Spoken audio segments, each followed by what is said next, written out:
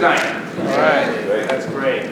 I would like to first begin with a pledge of allegiance, despite what's going on in D.C. This is the greatest nation in the world, and so I'd like to first begin with a salute to our flag. If we could please all stand and face our flag.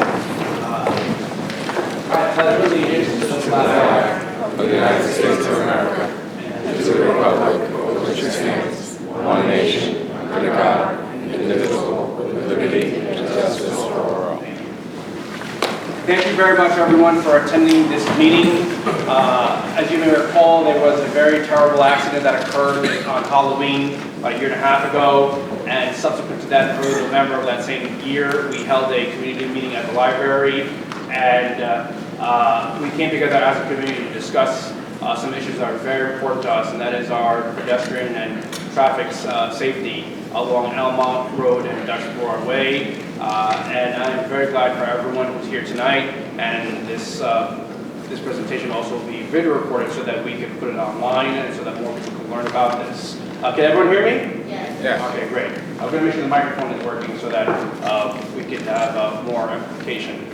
But I want to first of all thank our county executive, Laura Curran, who every time I see her, she asks me, "Hey, how things are in Elmont? How are your roads?" She also, before she became county executive, she embarked on promoting a road diet or road safety program along Grand Avenue in Baldwin, the district that she represented. And one thing I saw from that is that she had to get all the stakeholders involved, including the Chamber of Commerce, including the school district, and in this process, we're looking to do the same as well. No pun intended, but I want this to be a two-way street. I want for us to learn from the community as to what other issues exist on these roadways that we should know about to make it safer. I speak to many parents who advise their children not to walk home from school because of the accidents that have occurred on Dutch Broadway. I've been to one too many funerals of young people who passed along these roadways, and I'm really concerned for the safety of anyone using these roadways. Over the years, us being on the border of New York City, we've seen a significant increase in population, more traffic on these streets, not just these main streets, but the side streets. And I am so thankful to have the support of the Department of Public Works. If you may recall, about 2 to 3 years ago, we submitted a traffic study to the administration, and unfortunately, it was never funded. And until the current county executive came to power, it was quickly implemented, and you will hear from the professors we have here tonight that this, throughout the year, different times of the day, throughout the year, they studied the flow of traffic on these streets that we call part of our beautiful home. I also would like to thank Mr. Doherty, the principal here at Elmont High School. He and I have walked along Ridge Road and Dutch Broadway in December, in fact a year and a half ago, after there was a hit and run. In December, there was a young man who came to participate in recital. He was wearing all black. He was the victim of an alleged hit and run. The perpetrator was never apprehended. And Mr. Doherty, walked, these streets and showing me, what needs to be done and what are the concerns that he hears from parents. And so I want to thank Mr. Doherty. He's right there in the back. Let's give him a round of applause. Our school board president, Mr. Jaime, thank you very much for your continued activism and passion that you have for our children, making sure that not only they receive the highest quality education, but that they're safe as they go to and back to school and in our community. This is a very important topic, ladies and gentlemen. We can't just sit with our hands tied, our mouth shut, and not do anything. We have to address these concerns. And what you hear today, what you will see here today, is a comprehensive project and presentation to address some of these issues. And once you hear some information here tonight, you will see it's very frightening. Cars on average traveling at certain points on this roadway, 40 to 50 miles per hour. That's very concerning. And as we've learned, from the experts, being hit by a car at 30 miles per hour as opposed to 40 miles per hour are two different situations. And so we together, as much as we could try to propose laws and changes, we together as a community have to educate and tell each other, please slow down, please leave earlier. And not, these cars nowadays are very fast. Do not put the pedal to the metal and to slow down. As we hear tonight, it's about education, it's about engineering, and also about enforcement. I want to thank our county police for doing a great job. I'm very thankful to have two representatives here, Mrs. Caggiano and Mr. Eilenberger from the Nassau County Police Department who are here tonight. Thank you very much. We had a meeting with them last week in which we presented them these proposals. I want to thank our Commissioner of the Department of Public Works, Mr. Ken Arnold. Thank you for being here. I want to thank one of the lead engineers, Mr. Howard Lutz, who participated in many walkthroughs in the community. I want to thank Mr. Tom Reed from the town of Hempstead, who's also here today. We have multiple layers of government here in our community. We want to make sure that we have our active participation of all layers of government.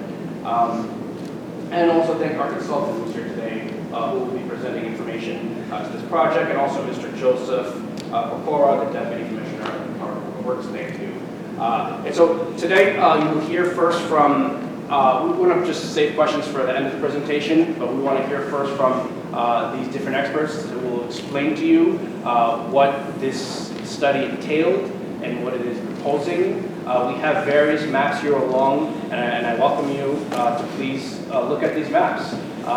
You know, some of these things are, these suggestions are things that people for many years have been asking for. There's been a petition for people, for example, who live at Dutchgate down in North Valley Stream, senior citizens who wanted to be safer once they exit that complex. And so we're proposing a traffic light in front of there. Or many people who have noticed that there have been a lot of accidents at the intersection of Diamond and Dutch Broadway. And there is another proposal there as well. And so these are a lot of things. These things may seem common sense, but in government, you can't just implement these changes. You have to have a study. You have to then study that study, seek feedback, and then the important part of funding the project and it coming into fruition is also important.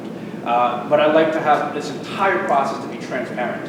And I would like to provide you my cell phone number because we can't in government assume to know everything. We want to hear from you and learn from you. And so my cell phone number is 516-807-0910. Please text me, please call me. I want to know more about these issues. Again, my cell phone number is 516-807-0910. We also today had an assessment presentation at the library, and we have several more assessment presentations. Please, it's important to follow tax grievance. We have another presentation on February 4th, February 25th, and the 27th.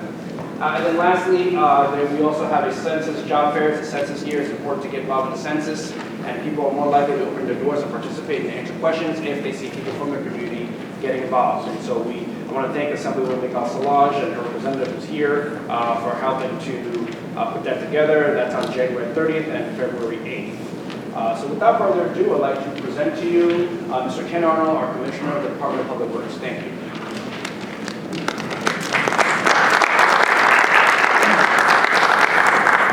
Thank you for having us here this evening, Legislator. I know this is an extremely important project for your district. Your diligence on staying on top of the department and moving this forward is appreciated for your constituents. Again, on behalf of the County Executive, Laura Curran, she's a big advocate of traffic safety. We've done many traffic safety projects throughout the county in the process of doing some of the same type of treatments that you'll see today here on other roads throughout the county, looking at Austin Boulevard and possibly, we said Grand Avenue and a couple of other locations. My consultant, Frank Peterson, will go through the slide presentation. Frank Peterson is an expert in this field. He worked with New York State DOT. Many of you may know him from Hempstead Turnpike. He actually did some of the work on some traffic safety up in that corridor a couple of years ago. Once we're done with the presentation, we have our boards presented out here. So anybody has any interest, wants to walk through, look at the boards, we'll be down on the floor with my engineers to answer any questions. And if you need a little bit one-on-one background why we're presenting some treatments the way we are, it might be a little easier to do it at the end of the meeting. But you also can ask questions during the slideshow once we complete. So at this point, I'll introduce Frank, and he'll run through the project from inception to where we are today.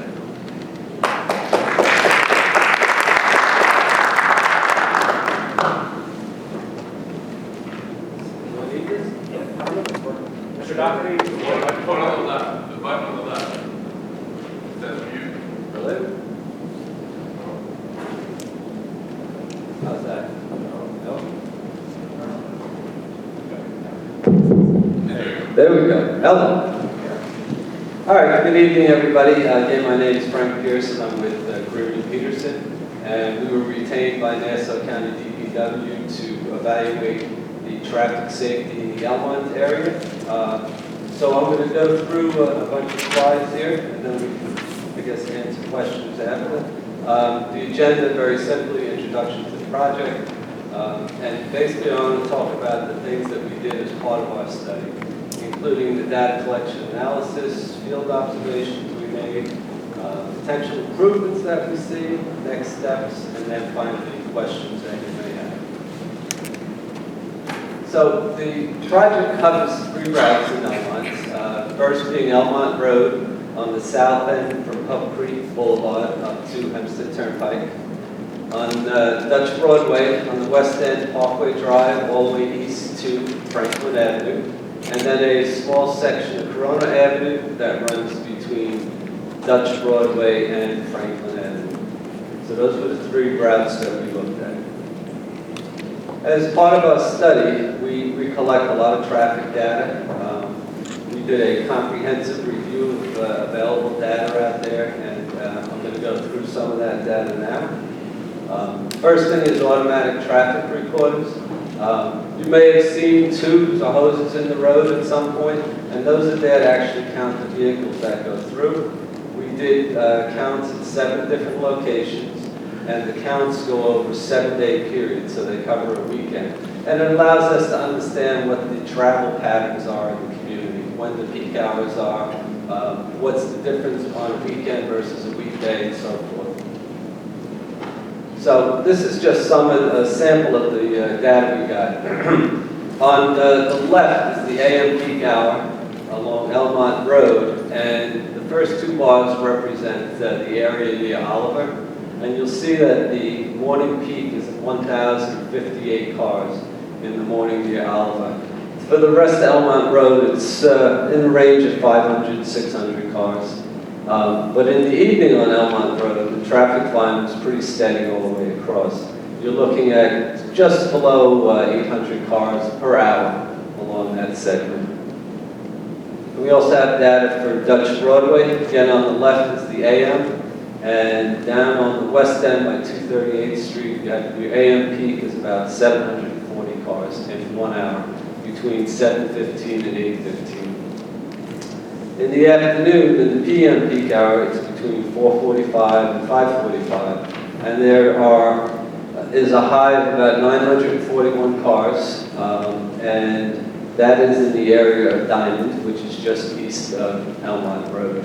And the other volumes are a couple of hundred less, range from about 600 to about 800. We also collect turning movement counts. Turning movement count is done at an intersection where we actually count all the turning movements and the through movements, as well as pedestrian counts. And we use the technology that's shown there. A gentleman is setting up a camera. It's called MyoVision, and it actually videotapes the intersection and gathers the traffic data that way, and then it's downloaded into a computer program. So we did that at 32 intersections, most of them signalized, but we did look at some unsignalized which had potential for a traffic signal. And the counts were typically done on weekdays between 7 and 9 in the morning, and 2 and 6 in the afternoon. And the afternoon was done longer to catch the school traffic. We wanted to make sure we covered the dismissal times. We also looked at Saturdays, midday during the peak between 12 and 2. We did some counts at the church on Sunday, and on a Friday we did counts at the mosque. So we tried to cover as much of the area as we could, and various times to make sure we got a good understanding of traffic flow.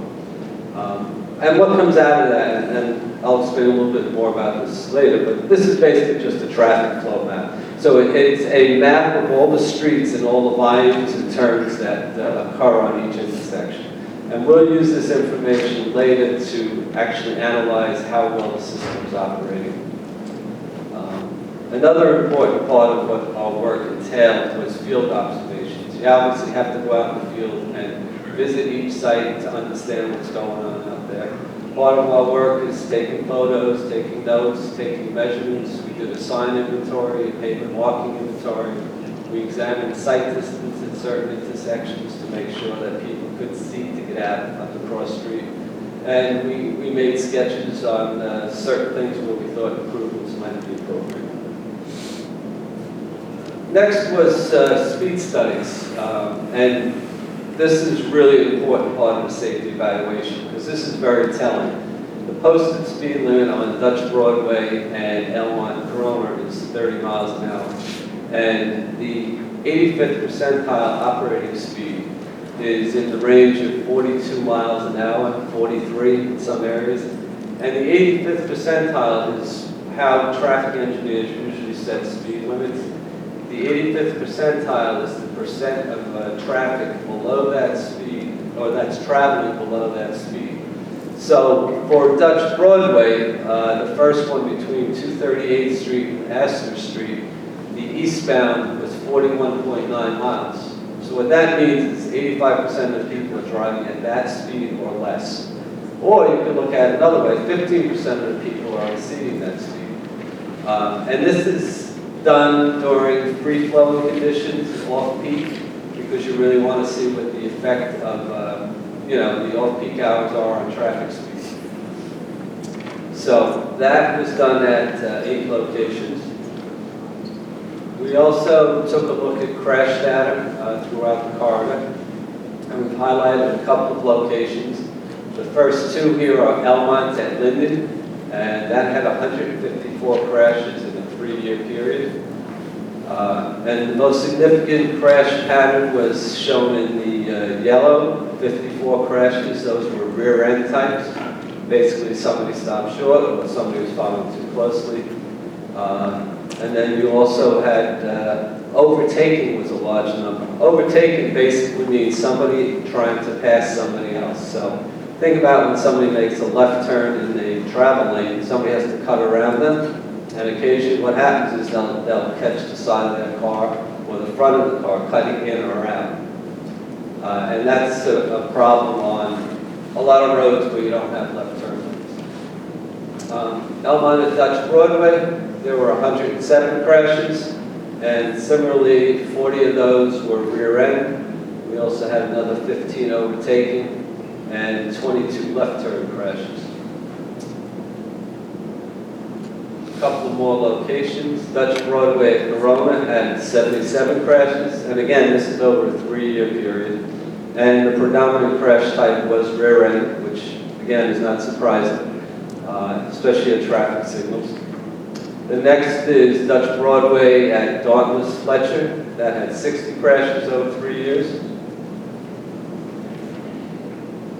And also we looked at Franklin and Corona, and there were 45 crashes over 3 years. And then Dutch Broadway and Meacham had 39 crashes. Just so you know, we did look at all the routes, and I just picked out certain ones that stood out based on the number of crashes they had in a 3-year period. We also looked at the pedestrian and bicycle crashes. And again, this is a safety evaluation, and certainly a large concern today everywhere is on pedestrian and bicycle safety. And in this case, we went back and looked at 5 years worth of traffic data, or crash data, because pedestrian crashes can be rather random and infrequent, so you really want to get a good sense of where the crashes are occurring and what are the causes of the crashes. So we typically try to look at 5 years. So over the 5-year period, there were 56 pedestrian crashes. And the first category we looked at was light condition, and 35 of those occurred during the day, 20 at night. And the night number is probably somewhat high because you probably have a lot more pedestrian traffic during the day, but we know that pedestrians aren't as visible at night. So that's always a challenge. We also looked at the bike crash light condition, and most of the bike crashes are occurring during the day. There were 16 and 5 at night. And another important stat is severity. So how severe was the crash? And on the bicycle, on pedestrian crashes, 48 out of the 56 resulted in an injury, some of them seriously. And unfortunately, 3 of the crashes resulted in a fatality. And on the bike side, there were 22 total crashes, and of those, 19 involved injuries. and 3 involved property damage only. I got one more category. So one of the things we look at with pedestrian crashes and bike crashes is what happened before the crash. Where was the pedestrian, where was the bicyclist? So this pie chart shows, and in gray, it's a crash that happened where there's no traffic signal. In blue, it's if the pedestrian crossed against the traffic signal. And in, I guess that's orange, it's with the traffic signal. And then there was other ones which are, could have been in parking lots, could have been on the sidewalk. But the big thing to notice here, I think, is that you had 24 crashes where people weren't at a traffic signal, which means perhaps we need more crossings, and one of the things we did look at as part of this project is more traffic signals to make the distance between signals less. The other thing that concerns us is that even when people are using the signals, there have been some crashes, which tells me that drivers may not be yielding, and we may need to do some other things to better educate and inform drivers to yield to pedestrians. Similarly, for bicycle crashes, this was more focused on, are they driving in the right direction? Are they driving with traffic? You'll see a lot of times bicyclists will drive against traffic, which they are considered motor vehicles, and they have to drive with traffic. So that's an issue. And there was a handful of those that occurred. We call those wrong ways. So that's, it's an important part of our analysis to kind of focus on the areas and identify what are some of the key problem areas. One of the other important aspects of this job is looking at the ADA, or American Disability Act, criteria for sidewalk curb ramps and sidewalks. And you'll see the picture on the right shows a sidewalk that is pretty much heaved up, and that creates somewhat of an unsafe situation for anybody with a disability, someone in a wheelchair, and that's the type of thing that we're documenting that need, and that'll be part of our final report on what's the extent of improvements needed for sidewalk. And the other picture is by the post office, and I don't know if you can see it, but the crosswalk actually leads into a curb. There's no ramp there. So if someone's in a wheelchair or uses a walker, they can't easily access the crosswalk. So that would need to have a curb ramp or a sidewalk ramp installed. And on the other side of the street, you see a car that is basically almost in the crosswalk. And that's the type of thing where maybe signing, maybe enforcement would help to keep people out of the crosswalk. Because you want the drivers to have a clear view of a pedestrian waiting at a crosswalk. So, and again, there is about, I think, 200 curb ramps that we're evaluating now. And locations like this where there aren't ones, we will make recommendations that they be installed. Okay, so another important part of what we do is a traffic analysis. And I don't expect you to be able to read that, it's a lot of numbers, but we use a computer software program called Synchro, which allows us to analyze the traffic operations and determine what is called the level of service at an intersection. And level of service ranges from level of service A, which is considered very good, minimal delay, to level of service F. And F would be unstable conditions, stop and go, and basically your overcapacity is more than the road can handle. And we did this so we could understand how the road operates today, but we also wanted to be able to look at a road diet and see would a road diet work with the existing traffic we have, and then we projected the traffic to the future to look at it and see, all right, would it still work, and are there areas where it makes sense and areas where it doesn't? So that was the next thing that we did. And this first picture just shows what we see on the computer. It assigns the volumes based on the counts that we did, and then the projections.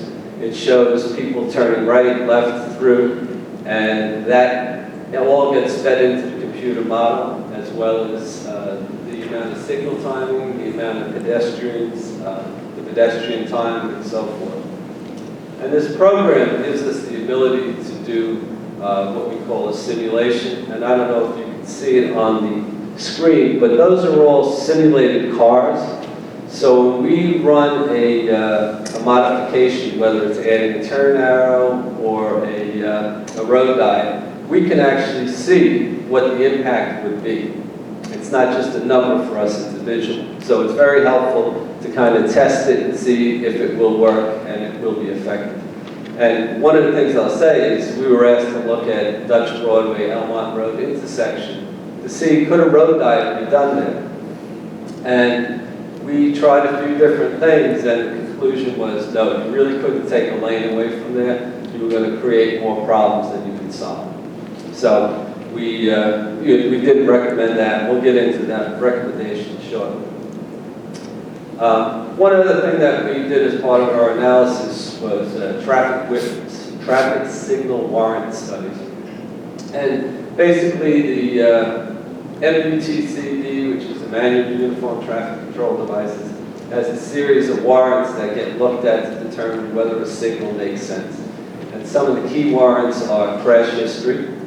So are people getting T-boned or right angles trying to cross because there aren't enough gaps? You can measure the gaps, you look at the traffic volumes, look at the number of pedestrians and so forth. So we did that for these 6 intersections, and 3 of them, the county is seriously looking at putting a traffic signal at. I think 2 of them are fairly definite. The one at Dutch Broadway, Diamond Street, Platteville, that one I believe has been approved for signal. And the other one is Dutch Broadway at Lawrence Street, Willow Lane. And they're looking at the Elmont Road and Cross Island Parkway ramp also. But that requires some coordination with the state DOT since it ties into the Cross Island Parkway, Belts Parkway roadway there. And that was the signal warrant analysis. And then I guess the biggest part of the PowerPoint really is to talk about proposed recommendations. So we take all this information, we look at it, we discuss it with Harold and his team, and we tried some different ideas, and we came up with a series of recommendations. So, and a bunch of those are shown on the board, so afterwards we could actually walk through them as Ken had suggested. So, first location that we'll show you is Elmont Road and St. Boniface Roman Catholic Church. That's on Elmont Road, just north of Dutch Broadway. This picture was taken on a Sunday morning after church, and as you can see, there's a tremendous amount of pedestrians that looked across the street there. And as a matter of fact, I believe there are 2 crossing guards assigned there every Sunday, just to help people cross and make it safer. So this is an aerial view of it, of what it looks like today. And I'll move my mouse, I don't know if you can see that, but that's where the existing crosswalk is. And what we're proposing to do is shift the crosswalk to the north, install a traffic signal, and signalize that driveway, and also close off a couple of the existing driveways in the parking lot, so that all traffic would be funneled to the traffic signal. And we're also suggesting putting up fencing along the parking lot to discourage people from crossing mid-block. We want people to cross at the traffic signal where it's safest. And having the traffic signal there would obviously control the traffic. So that's one proposal, and obviously we're here to hear your thoughts on it, and we can certainly discuss it in a little bit. Another location, this is looking west on Dutch Broadway at 238th Street. You'll notice there's no pedestrian ramp or connection to the sidewalk.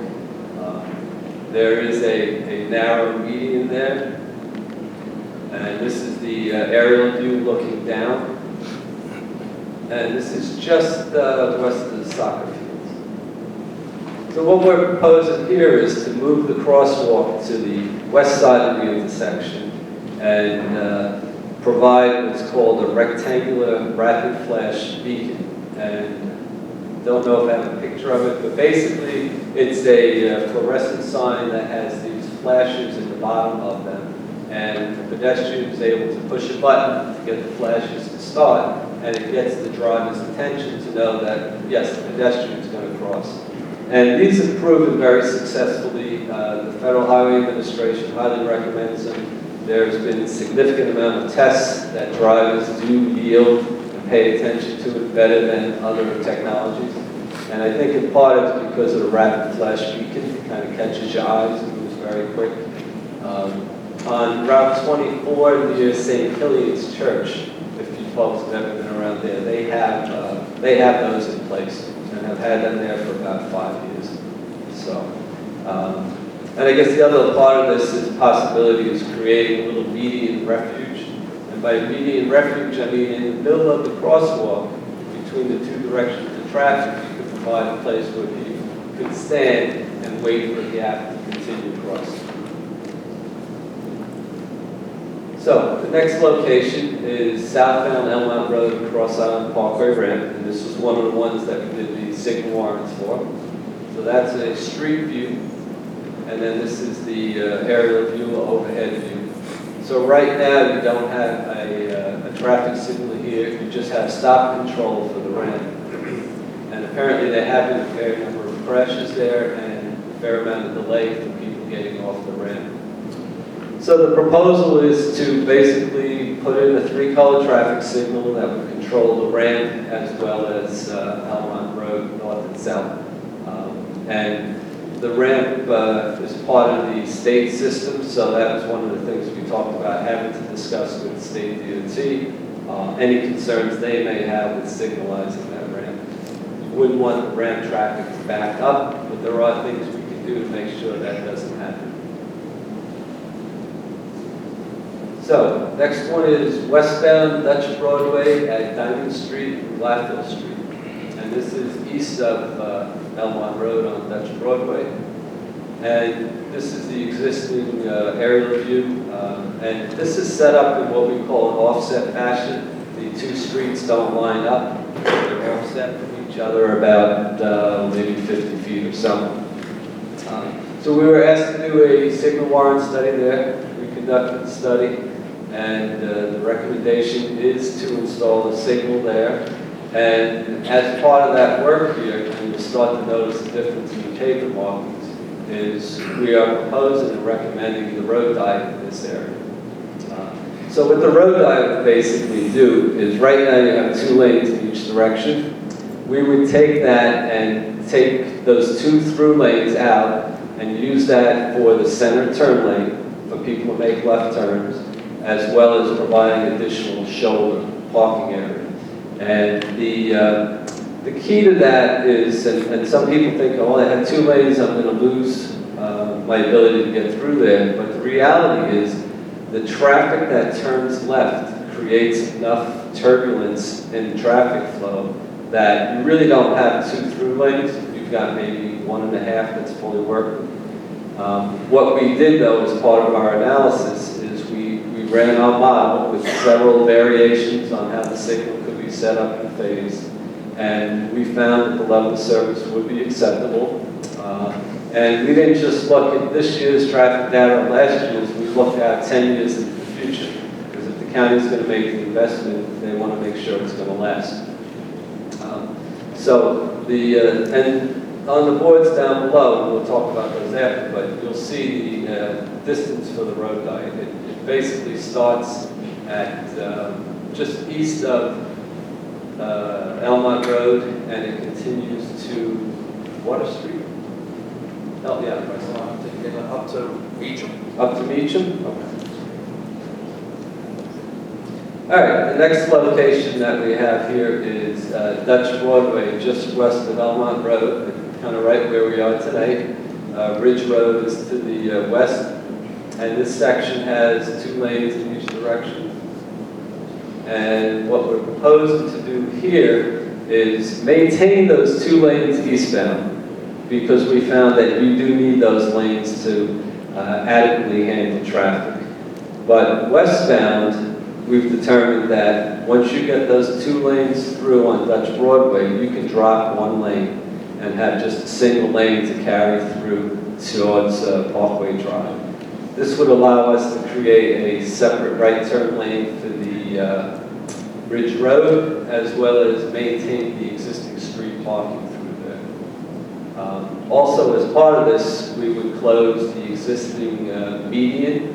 There's that little median opening before you get to the intersection that allows people to make a left turn into the parking lot. That would be closed. And as previously noted, we would close the driveway to that parking lot on that south side. So we'll also upgrade the school speed limit signs and the no turn on red at the Ridge Road.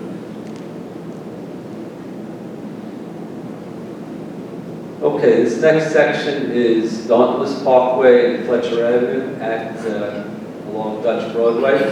And in this section here, we are also proposing the road diet to continue. And you'll notice going eastbound towards Corona Avenue that we provided a dedicated left turn for people that want to go north on Dauntless, a single through lane, and then a dedicated right lane for people that turn right onto Fletcher Avenue. And our traffic data showed that Fletcher Avenue basically takes a whole lane of traffic coming off of Dutch Broadway going onto Fletcher. And this was also modeled and for the future traffic volumes, and we found that this would work. We would provide an acceptable level of service. Next location, I think was mentioned earlier, Willow and Lawrence Street. And this is another location where a traffic signal warrant study was done, and the traffic signal was approved. So it will allow folks coming out of Willow Lane and Lawrence Street to have the right of way, whereas now they have to wait for gaps. And this section also would continue having the road diet. One other location we asked to look at here was on Elmont Road in the vicinity of School Road and Appleton Avenue. And the request was to look at providing a southbound left turn arrow.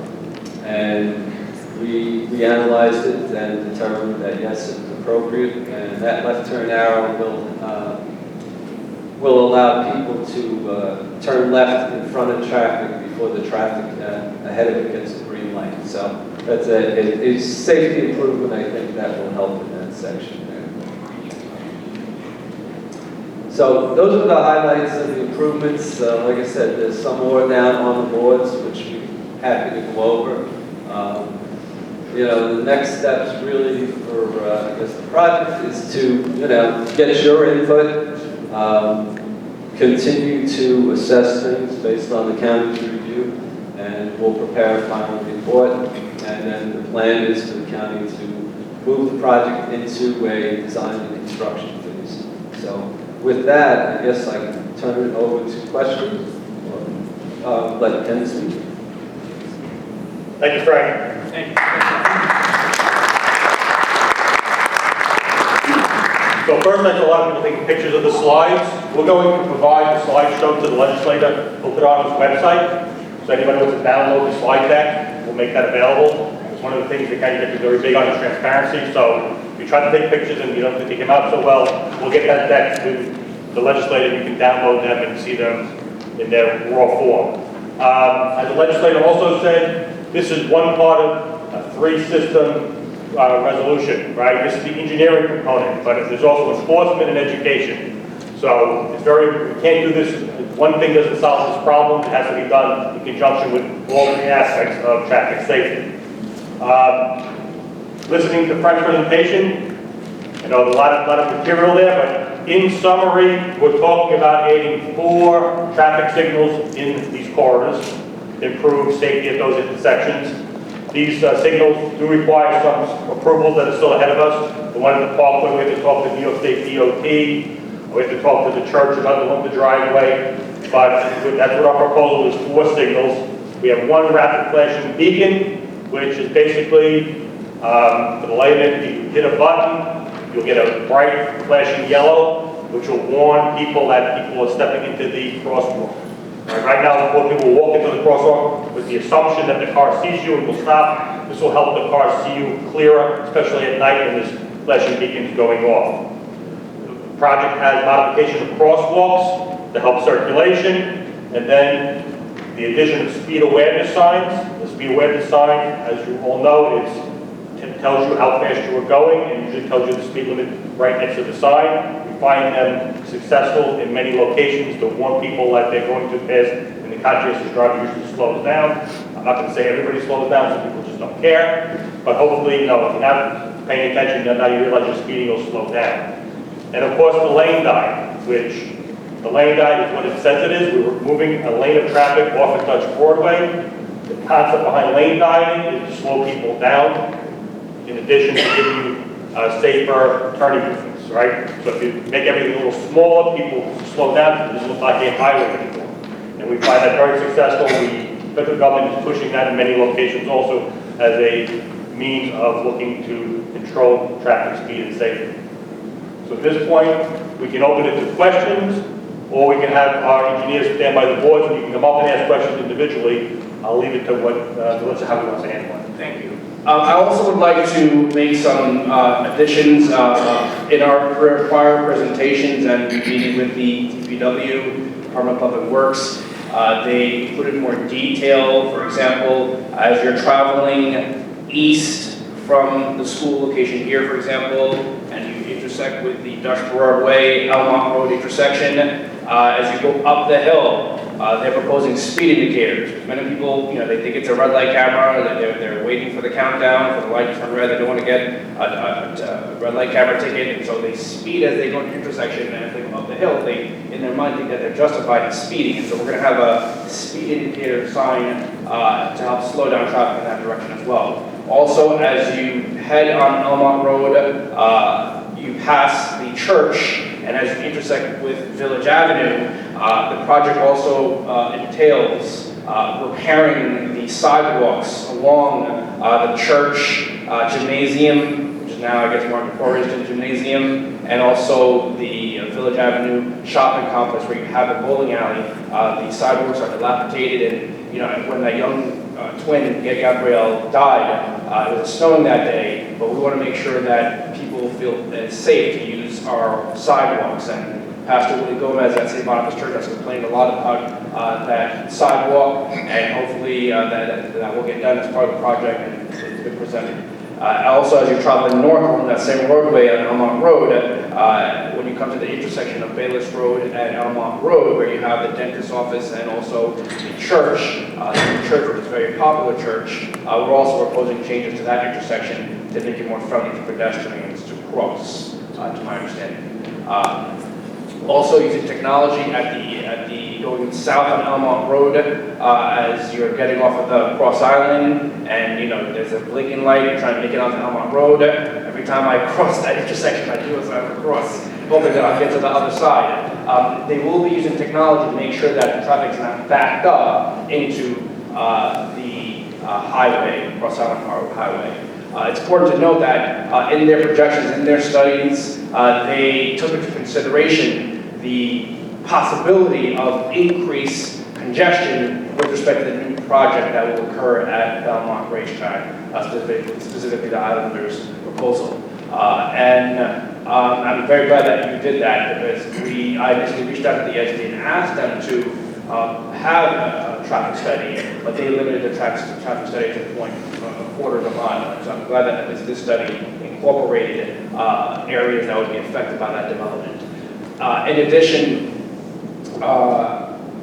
we took into consideration the possibility that people may be discouraged in driving on these main roadways, as they are, for example, with the red light cameras, and they, as a result, want to travel in the inner roads. They want to take Norfell, which is people speed on that road excessively. And just want to let you know that I did reach out to the new town supervisor, to Councilman Muscarella, and I did, resurrect the idea and the possibility for the town to engage in a study of speed humps. There is that possibility that people may want to use the inner roads, but then again, that exists already. And we want to make sure that traffic is not at a standstill. I mean, if you look at, for example, right, quarter mile down the road on Dutch Broadway on the Queen side, not only do they engage in a road diet program, but they also have speed cameras. And the world did not freeze over once they did that. In fact, it led, as part of their Vision Zero initiative, it led to safer conditions, less fatalities, less accidents. And so if they can have that on that side of the border, I'm sure that we can have this on this side of the border, and we would not be adversely affected. Of course, all things don't happen in a vacuum. They're different communities. We have to ask ourselves, why do we see so many accidents in this area? I mean, those horrible accidents that occurred, in the past several years are not isolated. There have been a number, especially at Diamond. I remember when you saw the presentation, you were shaking your head. We all have seen terrible car accidents along Dutch Broadway, cars being flipped over. And by the grace of God, we haven't had fatalities, but again, lives were affected. And so I want to thank you for that presentation. And as you look at the boards down below, you will see more specific information. And so I also want to thank Mr. Mike Higgin for being here from the county. Thank you very much, a traffic engineer. And I'm looking forward to having this proposal at other opportunities where people are gathering. And so churches, synagogues, temples. For example, in front of the Seventh-day Adventist Church on Elmont Road, and across the street there's a mosque. We want to put the same device that you want to put at 238 and Dutch Broadway in front of that location. We are still considering that. There are some geometric issues there that we do have some concerns, so that's one of the reasons we didn't want to include it in the proposal. Understood. Mr. Lutz, would you like to add anything further? Sure. Thank you. Mr. Lutz participated with several civic leaders in a tour, so I'm very glad to have him here. And Mr. Lutz, want to add anything? Thank you very much for having me. Thank you, Legislator. We did reach out to New York State DOT for the traffic signal that we're proposing at Cross Island Parkway. There are multiple regions within New York State, Region 10 and Region 11.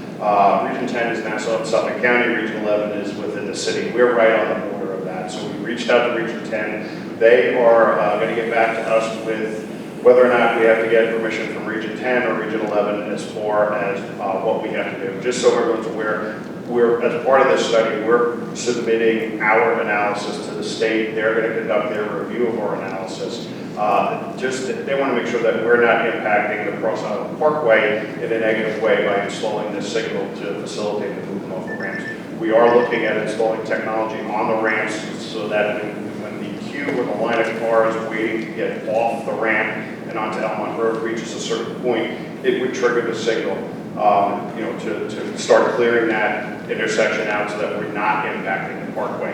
But I can't speak for New York State DOT. They are here tonight. They still have to review the study. That does take a little bit of time, but we would anticipate their support and their review in an earnest fashion for the project. The legislator also mentioned the sidewalk and ramp improvements. We're looking at all the sidewalk along Dutch Broadway, both directions, and along Elmont Road, north and south. We're looking at replacing the existing ramps. We're installing new ramps and meeting ADA compliance throughout the corridor to make it a more walkable corridor for pedestrians, both physically challenged and non-physically challenged pedestrians. The other issue too that the legislator mentioned were we have existing traffic signals throughout the corridor. Some of the equipment there is been in place for quite some time. We're looking at updating a lot of that equipment with enhanced pedestrian improvements, some of the countdown timers, some leading pedestrian intervals. Some locations we're looking at installing that, and what that is the pedestrian, as you approach the signal, you press the button. When the signal changes, rather than the green light for the traffic that's next to you goes at the same time as you, the walk signal comes on and gives you a couple of second head start. You're probably familiar with it if you've seen it on Hempstead Turnpike and Elmont Road and on that other intersections along Hempstead Turnpike. It does give you a little bit of a head start so that the pedestrian can start walking and get out into the intersection to be seen and be more visible. And then the new traffic signal